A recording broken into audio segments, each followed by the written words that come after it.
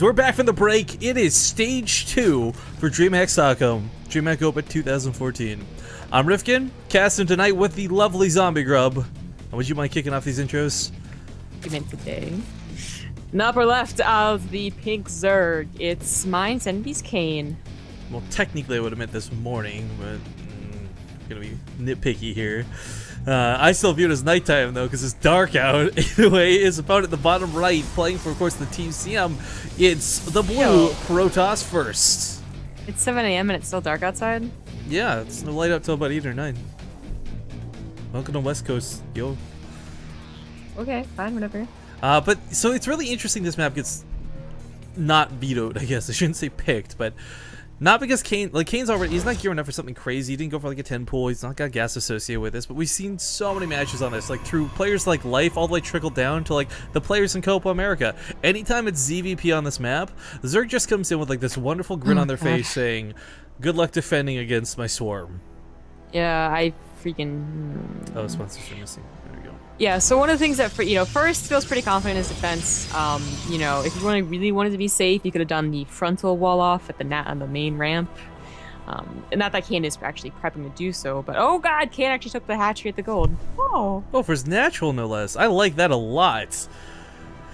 So this is going to give him the accelerated economy, right? We already know the gold, this and that, the other. But the weird thing is, first, yeah, he's not going to scout this right away, but he will go look for this right after missing the one at the natural. Because you're not going to be jumping to one of these thirds over here. It's a blue. No siree. Oh, shout out to Mugio, however I pronounce your name. Some dual Mugio. Sorry. Thanks for that sub, sir. Support is appreciated. But anyways, with the gold base being taken, this isn't like tactics like what we see on Overgrowth, and certainly not the old days of Habitation Station, but this will give him, if he wants to Ling Flood, the potential to Ling Flood.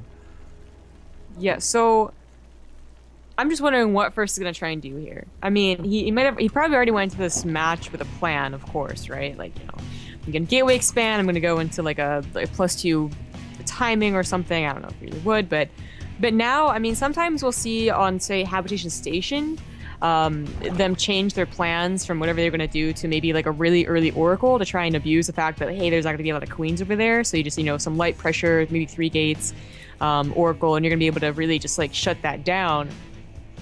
But it never seems to work. Yeah, no, I agree. I think, though, he is going to be going for this. I mean, there's no reason to take speed this early normally. Usually you put that gas towards roaches or really anything else, quite frankly, but with that speed coming out at the time it is, I'm kind of smelling like Kane's gonna have a lot of lings coming soon. It's interesting that he would take the gold base and then barely even drone it and just go for like a ling attack. Well, I think it's got to be that mentality. Like, it got scouted so quick, right? Like, if that had maybe gotten lucky enough to not go scouted, I mean, it's a big if, right? But did I say Habitation Station? I meant Overgrowth. Oh my god, I always do that. Yeah, welcome to gold base confusion. Oh god, and that's like the same color palette. It really throws me off. Anyways, so that Ling actually gets in the scout. That's really nice. I thought I was gonna die to the sentry for sure, but I guess see everything here in the main. Yeah, he saw the. He saw the front. Yeah, what he really wanted to check here was if there was a 4th gateway being hidden in the back. This isn't exactly gonna stop, but as we see, Kane's actually just droning like crazy and takes a 3rd. So I'm not sure if that was reactionary or if that's just like the coincidence of timings here, but he sees all this with the Overlord. Yeah. So a 3-gate really isn't that much pressure. I mean, you can actually hold that off with just lings. I mean, it's a little more dangerous to do it, but you can. So, Kane holds off, and well, it's not time to put the Roach one down yet, but we'll see if he, is pretty greedy with that timing or what. But first also gets a Robo. Okay, which one? Yeah, I mean, you're gonna want the immortals. You gotta expect roaches. If there's no big ling attack, like it's almost guaranteed to be roaches to follow up. But yo, shout out to who's this? Sorry, we just barely missed it in chat there. Yori Lee. It's a fun name to say. I'm probably saying it wrong. I always say them wrong. But thanks for the subscription, man. The support is appreciated. Yeah. Guess first really want to know what Kane is up to. I mean, usually I would say you wouldn't see a Hallucinating Phoenix this early. What is it going to see? It's going to see the fact that a natural is put down as opposed to a 3rd hatch in this case, right? And then there's a roach worm like down. But I mean, I guess one of the comfort things is you also see there's no 4 gases taken, right? Because that's a big fear that, like, oh wait, 2 base muted and I win immortals? Like, please. Yeah. Or maybe something like Ling Hydra instead of roaches. You know, because I feel, yeah, he's gonna go for an Immortal Sentry online. I just feel like if they throw down a Robo, it's possible they go into like Quick Colossus or something. But with the, you know, the popularity of Blink openers in a macro game in PvT, it's just like, or PvC, it's just like Robo. It's probably gonna be an Immortal Sentry online, and it is in this case for sure. Of course, Kane sees 2 more. That's not quite a tell. He does see the Robo too. No, he barely doesn't see the Robo. Oh, that might be enough information. I mean, it's 5 gateways in total, right? So here's the interesting thing as this goes forward. What comes out of the Robo next is a Warp Prism. I really like this. I mean, we see it all the time. Okay, maybe it's not that big of a deal because you use it to tend to warp it if there's no pylons, if there's creep spread, blah, blah, blah. But it always opens up that option for something weird. And sometimes you just see these attacks go from like being the Immortal Sentry all into like the sentries on the ramp, and suddenly you find yourself killing the main, even though that wasn't the intended plan from the get-go. Who was that? We actually watched them. They came in with no sentries. They just warped sentries in with the Immortals inside that Warp Prism. But yeah, I'm not so sure how this is gonna play out. Kane knew this was coming. He doesn't have roach speed, which is kind of a bummer. No, but there's a lot of angles of attack on Foxtrot, right? Like all these different ramps being used. He gets a good couple of sentries right away. Another one alright so down. far. Oh, picking up the Immortals actually leaves room to get to these sentries, funnily enough, and he just completely just pushes back. Yeah, kind of, almost. I mean, I don't know about losing the Immortals. Well, it also takes their DPS out of the fight too. I mean, it's true. It's true. It wasn't the best that first could have had, but he's gonna continue on with this. Maybe a little scared of Burrow, gonna invest into that Observer, but Kane, like his economy has been touchable. He's on a gold base, so the fact that he's on at 55 drones really isn't that bad. 41's pretty good. Yo, Kane held this attack off so well. I didn't think first was going to continue pursuing it, but it's funny these zealots are all useless because he can't. Well, I mean, it's what 2 Immortals in 4 centuries. You know what? Are all can reach over those minerals. So there's a big problem with Larva for Kane right now. He finally used it. I guess it all popped right now because he was banking like 500 minerals and he just did not have a lot of gas. So he's having to supplement with just a lot of lings as opposed to maybe as many roaches as he would have won. And suddenly first attack, you know, it looked like it was going to be beaten back hardcore. It's looking actually pretty strong again. Attempted a counterattack, but of course the full wall was laid out behind this. It's going to be so hard for Kane to hold this. Even with the amount of lings that he currently has, getting on top of this army, I mean, there's not a lot of force fields, but there's enough force fields. Because all first things to do is get one decisive attack and get that momentum rolling. Yo, I feel like if those lings were not counterattacking, but they came up from behind, that would have been so much better. Maybe. Yeah, like even a couple just killing from that third, trying to get out the sentries and such. But he starts breaking down the wall and he gets in. Okay. Well, it's like a question of like how odd it's going to be. Is Kane going to be able to just completely shut down first the warp-ins because he's not going to have an economy? Right. I mean, these zealots have enough of an army so after tanky. this? It looks like he is. I mean, the force fields are all out. Around? Yeah, he picks up the last couple of sentries. This means any lings he wants to make now become more viable. I feel like it only went south once the sentries ran out of force fields, and he actually picks up a sentry instead of both Immortals. Okay, he drops it. Okay, well he picks up the Immortals, but here's the thing behind this: Kane is actually dealing some very good damage. Yeah, he's about to kill a Nexus of first, and first, yeah, I don't think he's got a killing card out. Like it's weird to consider 2 Immortals not out DPSing this many lings, but oh, he might actually get Nah, he'll get it. Any amount of micro, yeah. Yeah, he pulled him over to the left of the Zealots game. So this puts him in such a fantastic spot. 2 Immortals isn't going to buy back a Nexus, but he can still deal damage as we see. Yeah, it's cool that he's dealing drone damage, and maybe if he had his Nexus and, you know, maybe if he had those probes as well, it's kind of like an equalizer, although still probably not really, but it's just like, first, what are you going to do? You have no economy. Did you see that movie World War Z? I did. Okay, so you know when the zombies like pile up against the wall, climb up it?